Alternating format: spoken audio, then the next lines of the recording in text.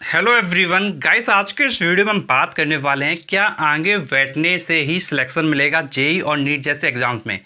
Guys, जब हम छोटे होते हैं तो छोटे से ही हमको बताया जाता है कि भाई क्लास में जाके सबसे आगे बैठना, अच्छे बच्चों के साथ रहना, जिससे तुम्हारी पढ़ाई काफ़ी ज़्यादा बेहतर हो सके। तो गाइस, क्या ऐसा है कि आगे बैठने से ही सिलेक्शन मिलेगा? आगे बैठने का क्या रोल रहता है? तो गाइस, आज के इस वीडियो में हम इसी टॉपिक पर बात करने वाले हैं, आगे बैठना कितना ज़्यादा इम्पोर्टेंट है। तो देखिए, सबसे पहले हम बात कर लेते हैं कि जब कोई बच्चा पीछे बैठता है तो उसके बारे में लोगों की क्या थिंकिंग होती है।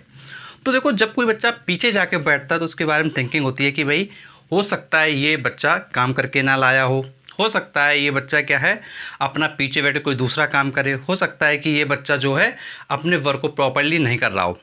मतलब उसके पीछे की जो मानसिकता है वो अलग अलग तरीके के लोगों की हो सकती है।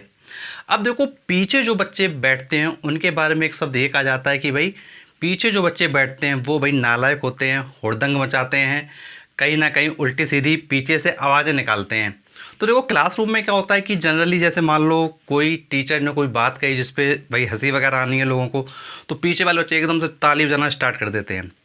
तो भाई ऐसे सिचुएशन में क्या होता है कि अगर आप एक पढ़ने वाले स्टूडेंट हो और आप पीछे बैठना स्टार्ट कर रहे हो, तो फिर ऐसे में क्या होगा कि भाई जब आप रोज़ देखोगे बच्चे बहुत ताली बजा रहे हैं तो किसी दिन तुम्हारा ही मन करेगा कि भाई तुम भी ताली बजाओ।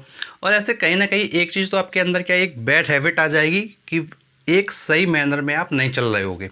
और दूसरी चीज़ ये होगी कि भाई जब आप ऐसे लोगों के कांटेक्ट में रहते हैं जो पढ़ाई पर कम फोकस करते हैं और क्लास में जो अदर एक्टिविटी होती है उन पर ज़्यादा फोकस करते हैं, तो कहीं ना कहीं आप अपने पाथ से क्या है डाइवर्ट हो सकते हो। तो इसलिए आगे बैठना इम्पॉर्टेंट है। अब देखो, अगर आप आगे बैठोगे, देखो आगे बैठोगे तो क्या होगा, जैसे टीचर कुछ भी चीज़ पढ़ा रहा है तो उसको क्या है आपको अच्छे से समझ में आएगा, अच्छे से आपको क्लियर वर्ड दिखाई देगा और आप अपने क्वेश्चंस को भी आसानी से पूछ पाएंगे। और अगर आप पीछे बैठेंगे तो क्या है, अगर आपको सपोज करो क्वेश्चन पूछना है तो भाई या तो तुम इतना तेज़ लाउडली बोलो कि तुम्हारी आवाज़ आगे तक जाए।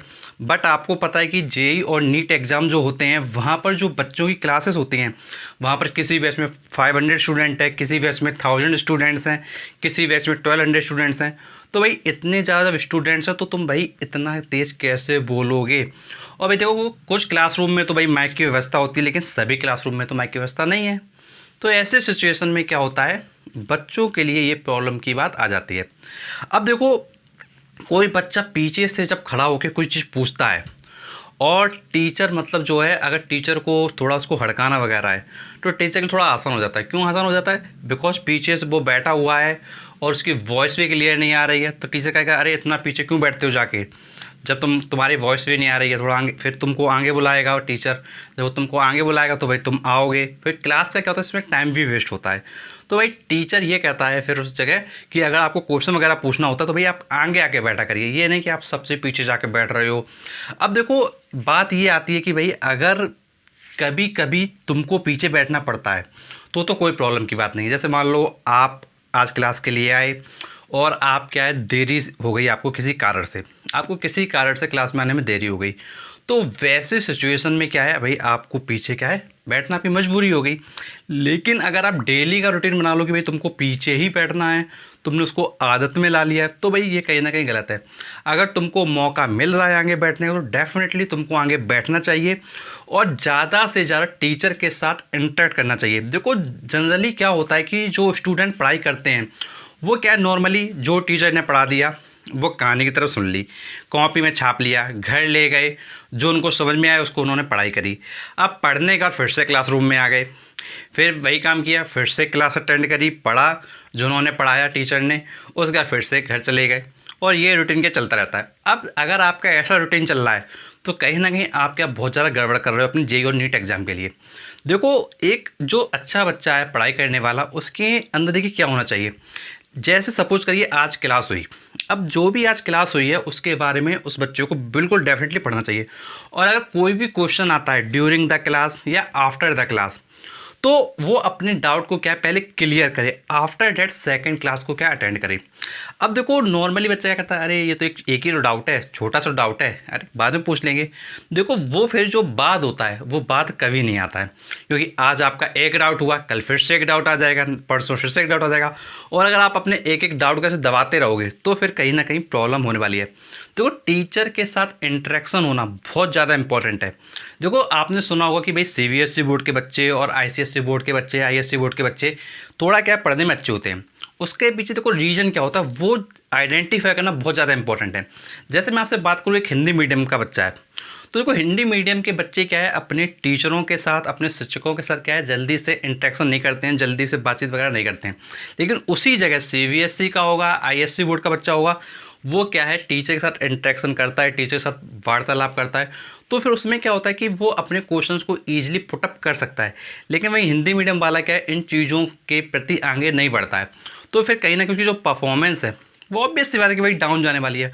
और भाई एक बात ये समझ लो, जब भी आप लाइफ में आगे बढ़ोगे, चाहे आप इंजीनियरिंग कर लो, चाहे आप डॉक्टर कर लो, कुछ भी आप कर लो, एट द एंड अगर आपको बोलना नहीं आता है, आपको अपनी बात एक्सप्रेस करना नहीं आता है, तो फिर वो सिचुएशन आपके लिए बहुत ज़्यादा ख़राब क्या होने वाली है। तो इसलिए आज ही से प्रयास करो, आज ही से इन चीज़ों को समझो और अपने आप को क्या है एक नेक्स्ट लेवल पे लेके जाओ। अब देखो आप सोच रहे होगे कि भाई अगर मेरे एक दो डाउट्स रह भी जाएंगे तो क्या कोई प्रॉब्लम हो जाए क्या। देखो होता क्या है कि जब एक एक डाउट करके क्या है एक बड़ा डाउट बन जाता है। कहने का मतलब सपोज करो आपने आज एक डाउट नहीं पूछा, कल एक डाउट नहीं पूछा, ऐसे करके आपके क्या साल में बहुत सारे डाउट हो जाएंगे। और जब बहुत सारे डाउट हो जाएंगे आपके सब्जेक्ट्स में, तो फिर क्या है आपका जो माइंड है जिस चीज़ के लिए गया था, आपका माइंड गया था सीखने के लिए, फिर वो कहीं ना कहीं अपने माइंड में क्या कि डाउट को कवर किया रहेगा। और जब डाउट को कवर किया रहेगा तो आपके अंदर क्या कॉन्फिडेंस नहीं आएगा। और जब एग्जाम के अबाउट कॉन्फिडेंस नहीं आएगा, डैट मीन्स जो सिलेक्शन है उससे आप क्या पीछे हो जाओगे। तो तुमको सिलेक्शन के टुवर्ड्स जाना है, सिलेक्शन की ओर जाना है, तो कहीं ना कहीं तुमको आज ही ये चीज़ समझनी होगी कि जितना पॉसिबल हो सके, जितना ज़्यादा से ज़्यादा पॉसिबल हो सके आपको क्लास में आगे बैठना ही है, भले ही आपको अपने घर से आधे घंटे पहले क्यों ना निकलना पड़े। और देखो अगर कोई प्रॉब्लम है, कोई ऐसी कोई कष्ट की सिचुएशन है, तो वैसी सिचुएशन में आप पीछे बैठ जाएं, कभी कोई प्रॉब्लम की बात नहीं है। और देखो क्लास में क्या है, बिल्कुल ऐसे बच्चों के साथ कांटेक्ट में रहिए जो पढ़ने के प्रति अपनी रुचि दिखाएं, उसमें अपना इंटरेस्ट लें। तो जो बच्चे पढ़ने के प्रति इंटरेस्ट लेते हैं तो क्या है वो आपसे क्या दो क्वेश्चन आपसे भी पूछेंगे। और जो बच्चे पढ़ाई में इंटरेस्ट नहीं लेते हैं वो सिर्फ क्या करेंगे, फालतू की बातें आपसे आके करेंगे। आप जब क्लास में एंट्री लोगे तो आपको दिखाई देगा कुछ बच्चे क्या है अपने क्वेश्चंस अपने फ्रेंड से पूछ रहे होते हैं, वहीं कुछ बच्चे क्या है अपने फ्रेंड से बात कर रहे होते हैं। तो ये आपको डिसाइड करना है कि आपको अपने फ्रेंड से क्वेश्चन डिस्कस करना है या आपको अपने फ्रेंड से क्या केवल बातचीत करना और टाइम को क्या वेस्ट करना है। देखो 24 आवर सभी बच्चों के पास है, 24 आवर सभी बच्चों के पास है, लेकिन अब उस 24 आवर को यूटिलाइज कैसे करना है, कैसे उस टाइम में अपने आप को आपको बहुत बेस्ट बनाना है, ये आपको डिसाइड करना है। तो इसलिए मैं आपसे ये कहूँगा कि अच्छी संगति रखें और अपना कोशिश करें कि भाई आप आगे बैठें जितना पॉसिबल हो सके। और कोई भी आपका कन्फ्यूजन है, कोई भी आपका डाउट है, कुछ आप पूछना चाहते हैं तो आप नीचे कमेंट बॉक्स से कमेंट करके पूछ सकते हैं। और ऐसे वीडियो देखने के आप चैनल को भी सब्सक्राइब करें, नोटिफिकेशन दबाएं, क्योंकि आपके लिए हम और भी ऐसे लेटेस्ट वीडियो लाते रहेंगे। And thanks for watching our video.